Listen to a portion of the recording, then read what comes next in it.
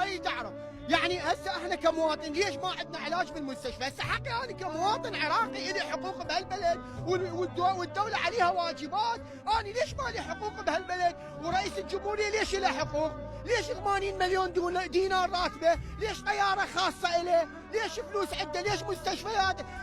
تدري ليش هاي حال المستشفيات؟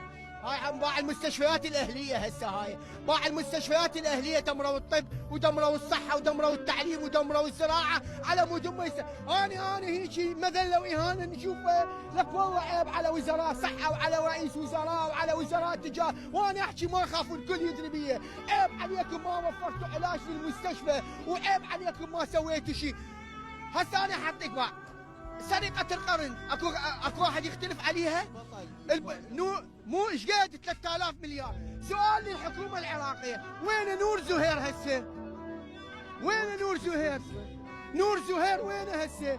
اللي باق سرقة القرن وين 3000 مليار حقوقنا وفلوس العراقيين وفلوس الناس الفقراء وينه؟ يلا خلي يطلع واحد، ها؟ وين نور زهير؟ فهمونا اللي باقي 3000 مليار وخمطن بالجيب، وين هسه؟ خلينا نفتهم يلا.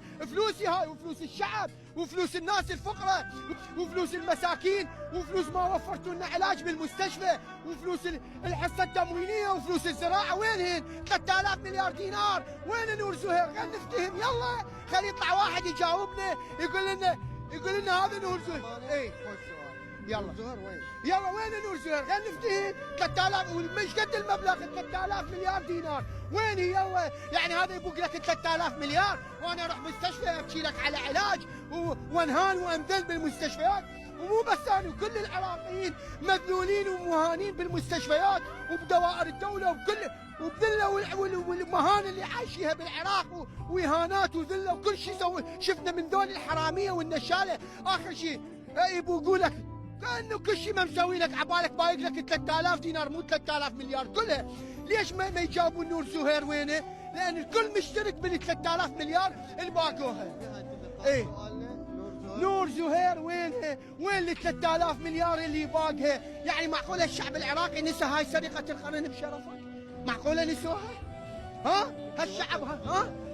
تبني مستشفيات، روحوا باع المستشفى. اخر رساله، روح باع المستشفيات يا حكومه السوداني. اذا تريدون تشوفون مذله واهانات العراقيين وسرقه العراق وبوق ونهب خيرات هالعراق، روحوا باع المستشفيات الوسخه القذره وحاسبوا وزير الصحه قول له لك تعال مثل ما انت قاعد بمكتبك وفر علاج للعالم.